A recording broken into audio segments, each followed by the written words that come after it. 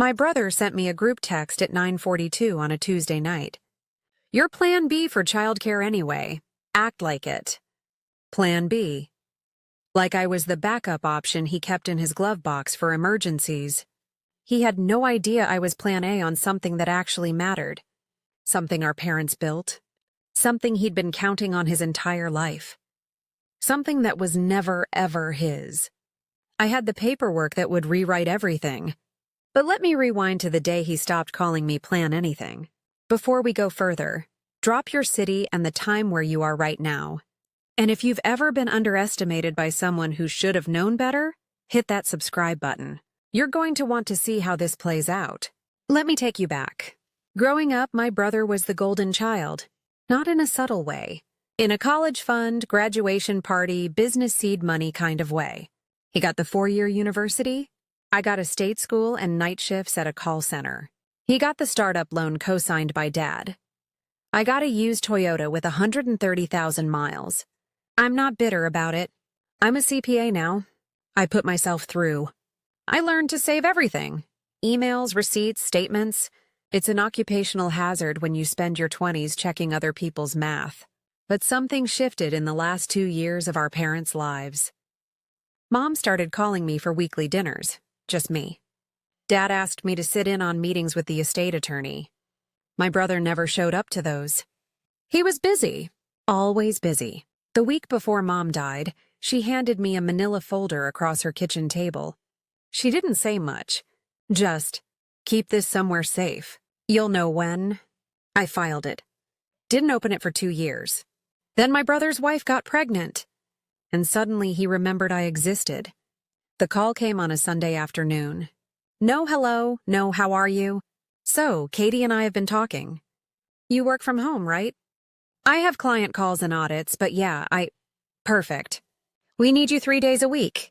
Tuesdays, Thursdays, Saturdays. Unpaid, obviously. Family helps family. I blinked. You want me to be your nanny? Childcare provider. And it's not like you don't have time. You just push papers. Push papers. I'd spent 6 years building a client base. I billed $140 an hour. I can't commit to that schedule. You have what? A career? He laughed. Come on. I'm building something real here. You owe us. Oh, Mom and Dad would have wanted you to step up. That line landed like a slap. I tried to argue. He cut me off. 2 hours later, the group text went out. Aunts, uncles, cousins. All of them? Disappointed my sister won't help with her own nephew. Guess we know where her priorities are. 43 people saw that message. I got 3 calls asking what was wrong with me. He gave me 72 hours to commit. I had 48 before the family dinner he'd turned into my trial. The family dinner was at my brother's house. I walked in and knew immediately I'd been set up. Everyone was already seated. My brother's wife smiled. Too bright. Too rehearsed. On the table in front of my empty chair sat a printed calendar, color-coded, laminated.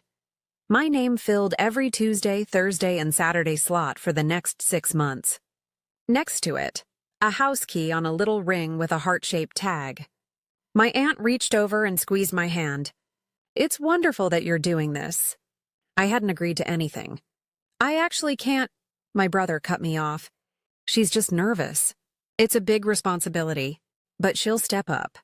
His attorney friend, who just happened to be there, nodded along. Your brother's building a legacy, my uncle said. What's more important than that? I looked around the table. No one was on my side. For a second, I thought about caving. It would be easier. I'd done easier my whole life. Then I remembered the folder. And I remembered what our parents actually wanted. I excused myself to the bathroom. I didn't cry. I made a call. I drove home and pulled the folder from my file cabinet. 2 years. I'd kept it sealed for 2 years. Inside was a notarized letter in my mother's handwriting. And a trust summary. 8 pages. I read the letter first. Sweetheart, if you're reading this, your father and I are gone. We love both of you. But love doesn't mean blind. Your brother has a good heart, but he's never learned to manage money. We've forgiven over $40,000 in loans he doesn't even remember. We watched him burn through every gift we gave him. So we made a choice. You've earned this responsibility. You've been steady when he was flashy. You saved when he spent. We trust you to be fair. We trust you to be firm. And we trust you to be wise. This is not a burden. It's a belief. I set the letter down. My hands were shaking. The trust summary was next. At the top, in bold, primary trustee and beneficiary. My name, not his. The document listed real estate, portfolio accounts, insurance policies. I still didn't know the total value, but I knew one thing. My brother had been counting on something that was never his, and our parents had been preparing me all along. I sent a calm email the next morning. I appreciate the thought, but I can't commit to a childcare schedule. I have client obligations. I wish you both the best with your search. Professional, polite, final. My brother called 16 times in 2 hours. I didn't pick up. The voicemails got uglier. You think you can just say no? To family? I know what you're doing. You're hiding the estate. Mom and Dad left that money to both of us. You don't get to keep it. I'll lawyer up. I'll drag you into court. I'll make sure everyone knows what you really are. Then came the Facebook post. He didn't name me. He didn't have to. It's hard when the people you trust most betray you over money you haven't even seen. 37 comments. Most of them from our family. 3 days later, a letter arrived at my apartment. Law office letterhead. On behalf of our client, we are formally requesting a full accounting of the estate of parents' names. Failure to provide documentation within 10 business days will result in a petition for fiduciary misconduct. He wasn't bluffing. He wanted a meeting. Fine. I'd give him one he wouldn't forget. I called the estate attorney who drafted the trust. Her name was Sharon. She'd known my parents for 15 years.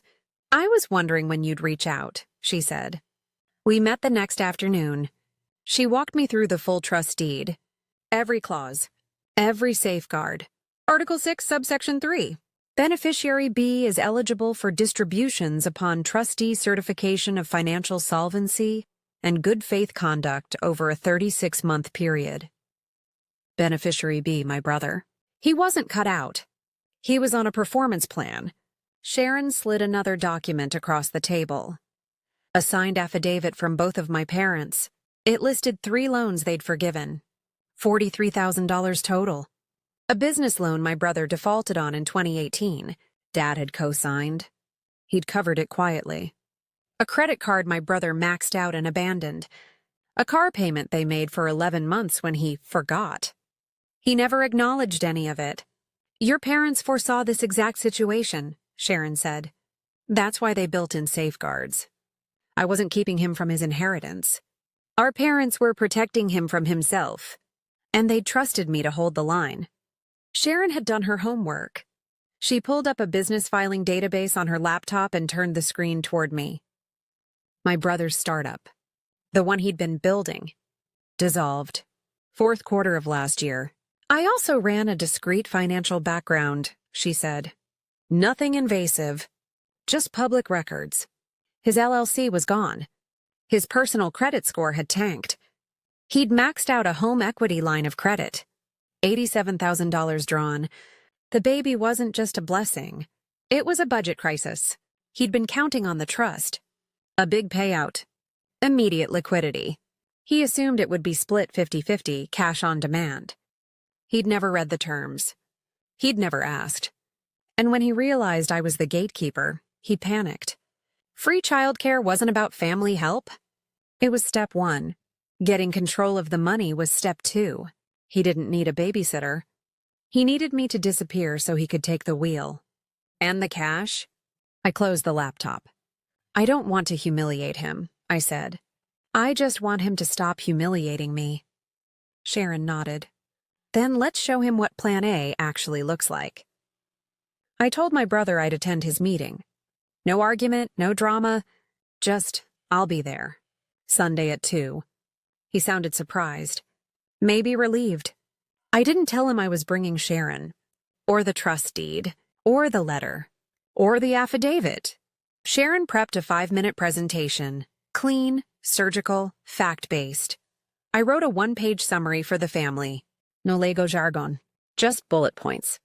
Who the trustee was, what the trust contained, what the conditions were. I didn't want revenge. I wanted boundaries. I didn't need to win. I just needed to stop losing. The meeting was set for Sunday. My brother's dining room. He'd invited 8 relatives and his attorney. I didn't sleep the night before, but I didn't waver either. Saturday night, I read my mother's letter one more time. You've been steady when he was flashy. You saved when he spent. I folded it carefully and slid it into a clear protective sleeve. Sunday morning, I put on a navy blazer, grabbed my folder, and picked up Sharon at her office. Ready? She asked. I nodded.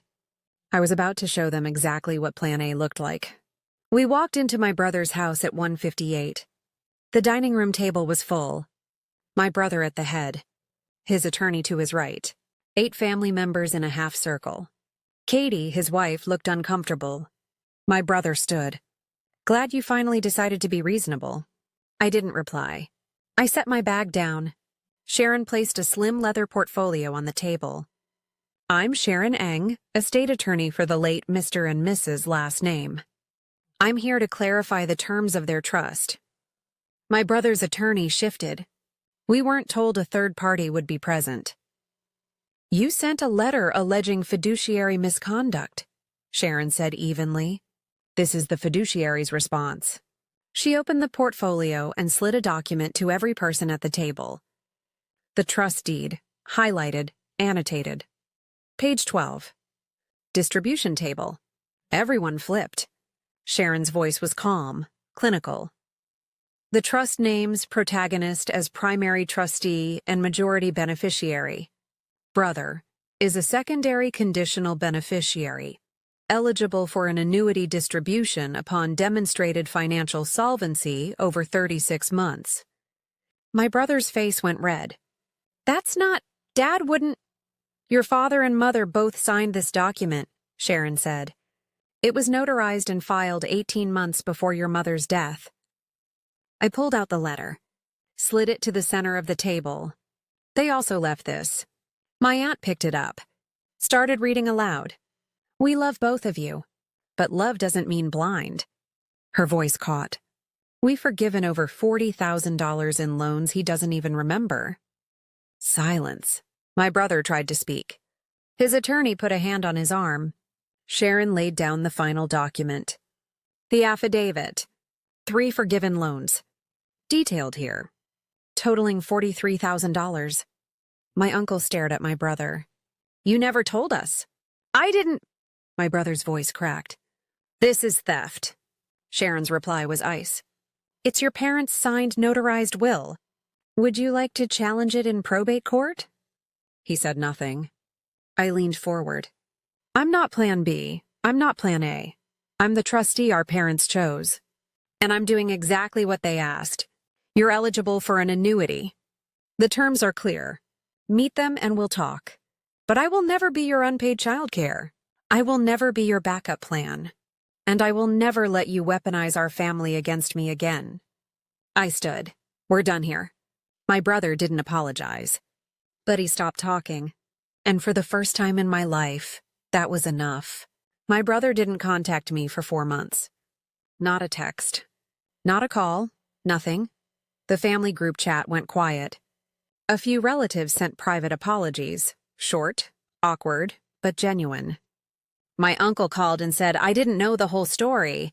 I'm sorry we put that on you. I thanked him. I didn't rub it in. In month 5, an email arrived. Subject line, annuity process. The body was 3 sentences. I'd like to understand the financial counseling requirement. Can you send me the guidelines and any resources you recommend? Thank you. No apology. No acknowledgement. But it was progress. I forwarded him the trust clause, a referral to 2 financial advisors, and a template for the 36-month tracker Sharon had built. Professional, clear, boundaried. He wrote back 2 days later. Received. That was it. I didn't push for more. A boundary held is a boundary respected. I kept working. Kept my clients. Kept the used Toyota. The trust was never about quitting my job or buying a mansion. It was about being trusted. So I used it the way my parents would have wanted. I established a scholarship fund in their names.